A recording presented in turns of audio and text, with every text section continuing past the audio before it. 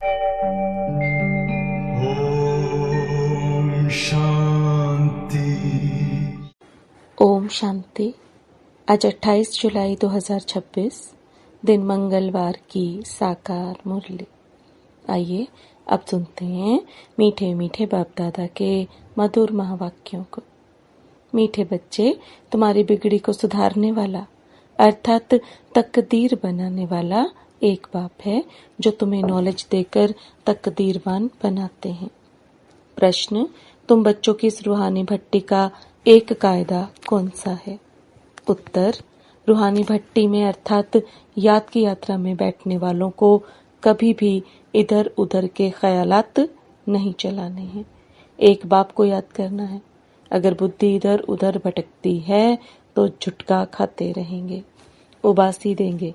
इससे वायुमंडल खराब होता है, अपना ही नुकसान करते हैं। गीत, दिल का सहारा टूट न जाए। ओम शांति। मीठे मीठे रूहानी बच्चों ने गीत के 2 अक्षर सुने। बच्चों को सावधानी मिलती है। इस समय जो भी है सबकी तकदीर बिगड़ी हुई है सिवाय तुम ब्राह्मणों के। तुम्हारी अब बिगड़ी से सुधर रही है। बाप को ही कहा जाता है तकदीर बनाने वाला। तुम जानते हो शिव बाबा कितना मीठा है। बाबा अक्षर बड़ा मीठा है। बाप से सब आत्माओं को वर्षा मिलता है। लौकिक बाप से बच्चों को वर्षा मिलता है, बच्ची को नहीं। यहाँ बच्चा व बच्ची सब वर्षे के हकदार हैं। बाप पढ़ाते हैं आत्माओं को अर्थात अपने बच्चों को। आत्मा समझती है हम सब ब्रदर्स हैं। बरोबर ब्रदरहुड कहा जाता है ना। एक भगवान के बच्चे हैं, फिर इतना लड़ते झगड़ते क्यों? सब आपस में लड़ते ही रहते हैं। अनेक धर्म, अनेक मत हैं और मुख्य बात तो रावण राज्य में लड़ाई ही चलती है क्योंकि विकारों की परवेशता है। काम विकार पर भी कितना लड़ाई झगड़ा होता है। ऐसे बहुत राजाओं ने लड़ाई की है। काम के लिए बहुत लड़ते हैं, कितने खुश होते हैं। कोई के साथ दिल होती है तो मार भी देते हैं। काम महाशत्रु है। क्रोध करने वाले को तो क्रोधी ही कहेंगे, लोभ वाले को लोभी कहेंगे, लेकिन जो कामी हैं उनके बहुत नाम रखे हुए हैं।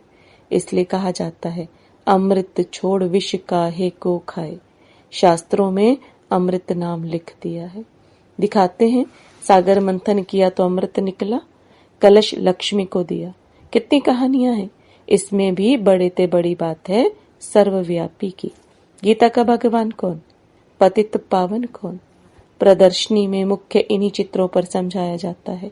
पतित पावन ज्ञान का सागर और उनसे निकली हुई ज्ञान गंगाएं व पानी की नदी व सागर।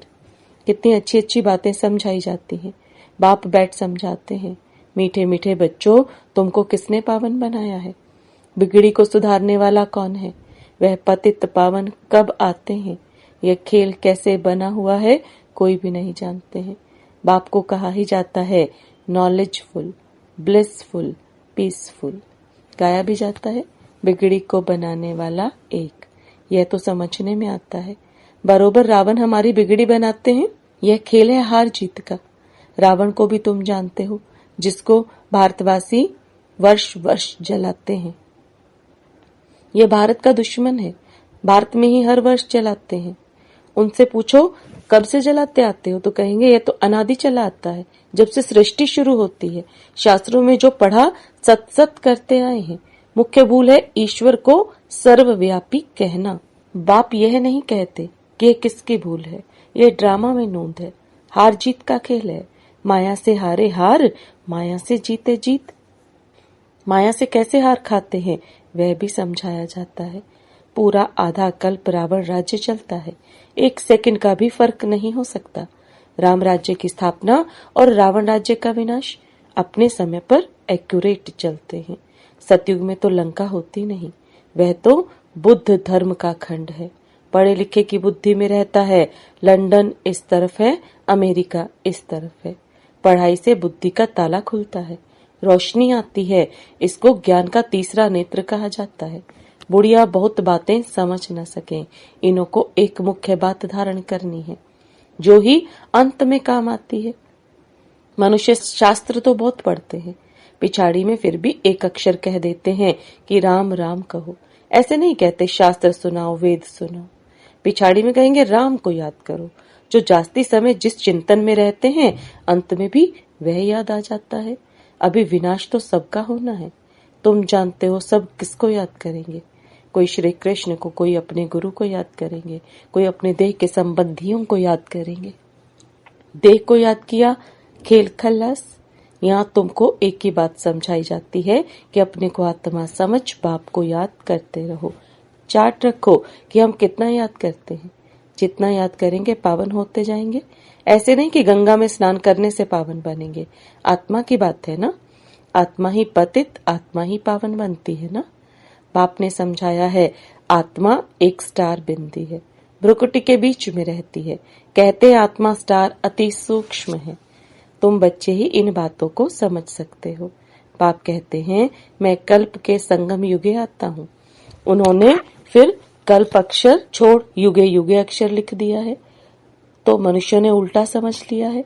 मैंने कहा है कि कल्प कल्प संगम युगे आता हूँ, घोर अंधियारा और घोर सोजरे के संगम पर। बाकी युगे युगे आने की तो दरकार ही नहीं। सीढ़ी उतरते ही आते हैं। जब पूरे 84 जन्म की सीढ़ी उतरते हैं तब बाप आते हैं। यह ज्ञान सारी दुनिया के लिए है। सन्यासी लोग तो कह देते इन्हों के चित्र सब कल्पना है, परंतु कल्पना की तो इसमें कोई बात ही नहीं। यह सबको समझाया जाता है, नहीं तो मनुष्यों को कैसे पता पड़े, इसलिए यह चित्र बनवाए गए हैं। यह प्रदर्शनी देश देशांतर में ढेर होती रहेंगी। बाप कहते हैं बहुत भारतवासी बच्चे हैं तो सब बच्चे ना। अनेक धर्मों का यह झाड़ है। बाप बैठ समझाते हैं यह सब काम चिता पर बैठ जल मरे हैं। सतयुग में जो पहले पहले आते हैं वही फिर पहले पहले द्वापर से लेकर काम अग्नि में जलते हैं, इसलिए काले हो गए हैं। अभी सबकी सदगति होनी है। तुम निमित्त बनते हो, तुम्हारे पिछाड़ी सबको सदगति होनी है। बाप कितना सहज रीति समझाते हैं। कहते हैं सिर्फ बाप को याद करो, आत्मा ने ही दुर्गति को पाया है। आत्मा पतित बनने से शरीर भी ऐसा मिलता है। आत्मा को पावन बनाने की युक्ति बाप बिल्कुल सहज बताते हैं। त्रिमूर्ति के चित्र में ब्रह्मा का चित्र देख मनुष्य हाय हाय मचा देते हैं। इनको ब्रह्मा क्यों कहते हो? ब्रह्मा तो सूक्ष्म वतनवासी देवता है, यहाँ कहाँ से आया? यह दादा तो नामी ग्रामी था, अखबारों में सब जगह पड़ा था। एक जोहरी कहता है मैं श्री कृष्ण हूँ, हमको 16,108 रानियां चाहिए। बड़ा हंगामा मच गया था भगाने का। अब एक एक से माथा कौन मारे? इतने ढेर मनुष्य हैं। आबू में भी कोई आते हैं तो उनको झट कहते हैं अरे ब्रह्मा कुमारियों के पास जाते हो, वह तो जादू कर देती हैं, स्त्री पुरुष को भाई बहन बना देती हैं। लंबी चौड़ी बात बताकर माथा खराब कर देते हैं। बाप कहते हैं तुम मुझे ज्ञान सागर वर्ल्ड एलमाइटी अथॉरिटी कहते हो। वर्ल्ड एलमाइटी अर्थात सर्वशक्तिमान, सब वेदों शास्त्रों आदि को जानने वाला। बड़े विद्वान को भी अथॉरिटी कहते हैं क्योंकि वह सब वेदों शास्त्रों आदि को पढ़ते हैं, फिर बनारस में जाकर टाइटल ले आते हैं। महोपाध्याय, श्री श्री 108 सरस्वती, यह सब टाइटल्स वहां ही मिलते हैं। जो बहुत होशियार होते हैं उनको बड़ा टाइटल मिलता है। शास्त्रों में जनक के लिए लिखा हुआ है, उसने कहा सच्चा ब्रह्म ज्ञान कोई हमको सुनाए। अब ब्रह्म ज्ञान तो है नहीं, बातें सारी यहाँ की है। कहानी बड़ी बना दी है। शंकर पार्वती की भी कहानी लिखी हुई है। कितनी कहानियां बैठ बनाई हैं। शंकर ने पार्वती को कथा सुनाई, वास्तव में था शिव, उन्होंने फिर शंकर पार्वती का नाम दे दिया है। भागवत आदि में यह सब इस समय की बात है। फिर कहानी में बताते हैं उनको ख्याल आया राजा को यह ज्ञान जाकर दो। बाप भी समझाते हैं राजाओं को जाकर ज्ञान दो। तुम ही सूर्यवंशी थे, फिर चंद्रवंशी, वैश्यवंशी, शूद्रवंशी बने। तुम्हारी राजधानी ही चट हो गई है। अब फिर सूर्यवंशी राजधानी लेना हो तो पुरुषार्थ करो। राजयोग सिखाने वाला बाबा आया हुआ है। फिर आकर बेहद का स्वराज्य लो। राजाओं के पास भी बहुत चिट्ठियां जाती हैं, फिर उनको मिलती थोड़ी ही हैं। उनके प्राइवेट सेक्रेटरी चिट्ठियां देखते हैं, कितनी चिट्ठियां फेंक देते हैं। कोई में ऐसी जरूर बात होती है तो उनको दिखा देते हैं। कहते हैं अष्टापा ने जनक को सेकंड में जीवन मुक्ति का साक्षात्कार कराया। यह भी अब है। अब बाप कितना अच्छी तरह बैठ तुमको समझाते हैं। जो समझने वाले नहीं हैं वह यहाँ वहां देखते रहेंगे। बाबा झट समझ जाते हैं, उनकी बुद्धि में कुछ बैठता नहीं है। बाबा चारों तरफ देखते भी हैं, सभी अच्छी तरह सुनते हैं। इनकी बुद्धि कहाँ भटकती रहती है, उबासी देते रहते हैं। ज्ञान बुद्धि में नहीं बैठेगा तो झुटके खाते रहेंगे, नुकसान हो जाता है। कराची में इन बच्चों की भट्टी थी, कोई झुटका खाता था तो फिर झट बाहर निकाला जाता था। अपने ही बैठते थे, बाहर का कोई आता नहीं था। शुरू में इन्हों का बड़ा पाठ चला है, लंबी हिस्ट्री है। शुरू में तो बच्चियां बहुत ध्यान में चली जाती थी, अभी तक भी कहते रहते हैं जादू है। परम पिता परमात्मा को जादूगर कहते हैं ना। शिव बाबा देखते हैं इनका बहुत प्रेम है तो देखने से ही झट ध्यान में चले जाते हैं। वैकुंठ तो भारतवासियों को बहुत प्यारा है। कोई मरता है तो भी कहते हैं वैकुंठवासी हुआ, स्वर्गवासी हुआ।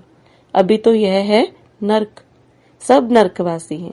तब तो कहते हैं फलाना स्वर्गवासी हुआ, परंतु स्वर्ग में तो कोई जाता ही नहीं है। अभी सिर्फ यह तुम जानते हो हम स्वर्गवासी थे, फिर 84 जन्म ले नर्कवासी बन गए हैं। अब फिर बाबा स्वर्गवासी बना रहे हैं। स्वर्ग में है राजधानी, राजधानी में बहुत पद है। पुरुषार्थ कर नर से नारायण बनना है। तुम जानते हो यह मम्मा बाबा भविष्य में लक्ष्मी नारायण बनते हैं। अभी पुरुषार्थ कर रहे हैं, इसलिए कहा जाता है फॉलो मदर फादर। जैसे यह पुरुषार्थ करते हैं तुम भी करो, यह भी याद में रहते हैं। स्वदर्शन चक्रधारी बनते हैं। तुम बाप को याद करो और वर्षे को याद करो, त्रिकालदर्शी बनो। तुमको इस सारे चक्र का ज्ञान है, इसमें तत्पर रहो, औरों को समझाते रहो। इस सर्विस में ही लगे रहेंगे तो और कोई धंधा आदि याद नहीं पड़ेगा। अच्छा, मीठे मीठे सिखिलदे बच्चों प्रति माता पिता बाप दादा का याद प्यार और गुड मॉर्निंग। रूहानी बाप की रूहानी बच्चों को नमस्ते। रूहानी बच्चों की रूहानी बाप दादा को याद प्यार, गुड मॉर्निंग और नमस्ते। धारणा के लिए मुख्य सार, सतयुग में उच्च पद पाने के लिए माता पिता को पूरा पूरा फॉलो करना है, उनके समान पुरुषार्थ करना है, सेवा में तत्पर रहना है, एकाग्र हो पढ़ाई पढ़नी है, याद का सच्चा सच्चा चार्ट रखना है, अपने को आत्मा समझ पाप को याद करना है, देह व देहधारियों को याद नहीं करना है। वरदान, अपने हाईएस्ट पोजीशन में स्थित रहकर हर संकल्प, बोल और कर्म करने वाले संपूर्ण निर्विकारी भव। अपने हाईएस्ट पोजीशन में स्थित रहकर हर संकल्प, बोल और कर्म करने वाले संपूर्ण निर्विकारी भव। अब बाप दादा के वरदान को विस्तार में समझेंगे। संपूर्ण निर्विकारी अर्थात किसी भी परसेंटेज में कोई भी विकार तरफ आकर्षण न जाए, कभी उनके वशीभूत न हो। हाईएस्ट पोजीशन वाली आत्माएं कोई साधारण संकल्प भी नहीं कर सकती, तो जब कोई भी संकल्प व कर्म करते हो तो चेक करो कि जैसा ऊंचा नाम वैसा ऊंचा काम है। अगर नाम ऊंचा काम नीचा तो नाम बदनाम करते हो। इसलिए लक्ष्य प्रमाण लक्षण धारण करो, तब कहेंगे संपूर्ण निर्विकारी अर्थात होलीएस्ट आत्मा। स्लोगन, कर्म करते करन करावन हार बाप की स्मृति रहे तो स्व पुरुषार्थ और योग का बैलेंस ठीक रहेगा। कर्म करते करन करावन हार बाप की स्मृति रहे तो स्व पुरुषार्थ और योग का बैलेंस ठीक रहेगा। ये अव्यक्त इशारे ज्वाला स्वरूप स्थिति में रह शक्तिशाली याद का अनुभव करो। इस कलयुगी तमोप्रधान जड़ जड़ीभूत वृक्ष की दुर्दशा देखते हुए ब्रह्मा बाप को संकल्प आता है कि अभी अभी बच्चों के तपस्वी रूप द्वारा, योग अग्नि द्वारा इस पुराने वृक्ष को भस्म कर दें, परंतु इसके लिए संगठित रूप में फुल फोर्स से योग ज्वाला प्रज्वलित चाहिए। तो ब्रह्मा बाप के इस संकल्प को साकार में लाओ। ओम शांति।